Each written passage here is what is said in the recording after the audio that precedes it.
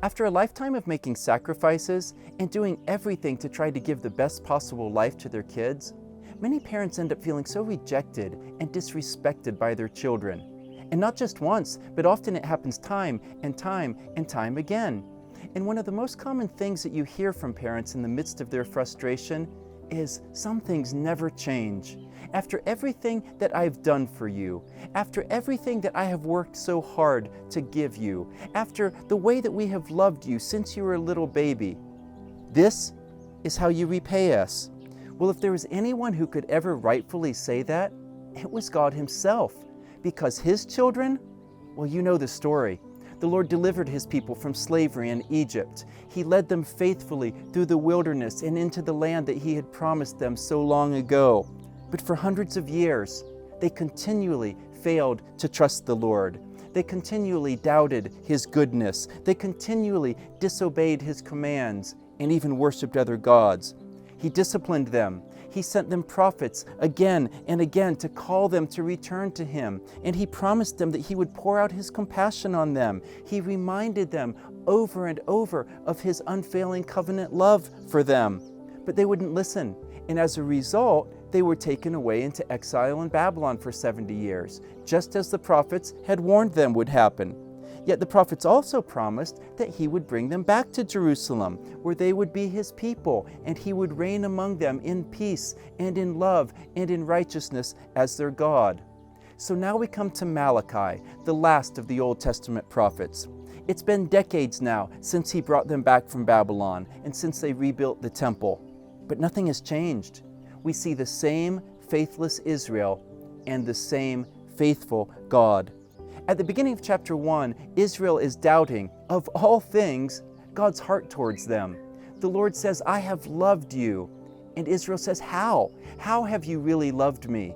And the Lord says, "Well, how about the fact that I chose you to be my people for reasons that had nothing to do with you? It was only because of my love for you." He says to them, "You expect me to pour out blessings on you, yet your so-called worship of me is completely heartless. It's so bad that honestly, I wish someone would just lock the gates to the temple so that I don't have to endure this anymore."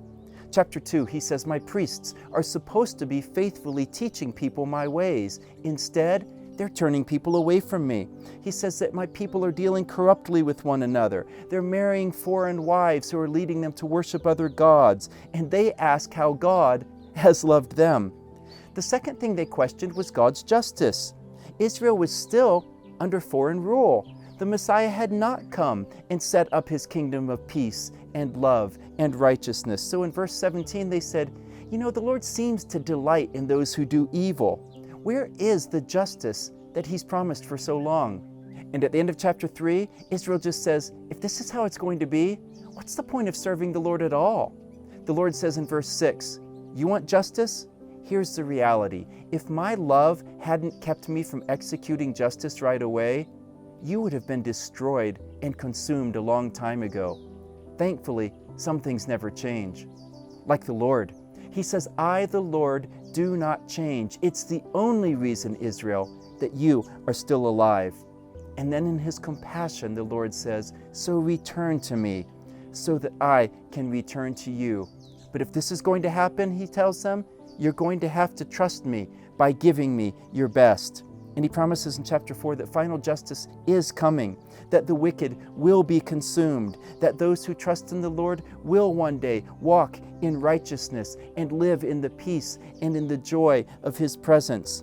And then in the last words of the prophets, the last words of the Old Testament, He promises that the Lord will come, but first He's going to send His messenger to prepare the way. And the fulfillment of that promise is exactly where the New Testament begins, when John the Baptist comes preaching to prepare the way for the coming of Jesus. After everything we've done, "For God so loved the world that He gave His only Son, so that whoever believes in Him would not perish, but have everlasting life."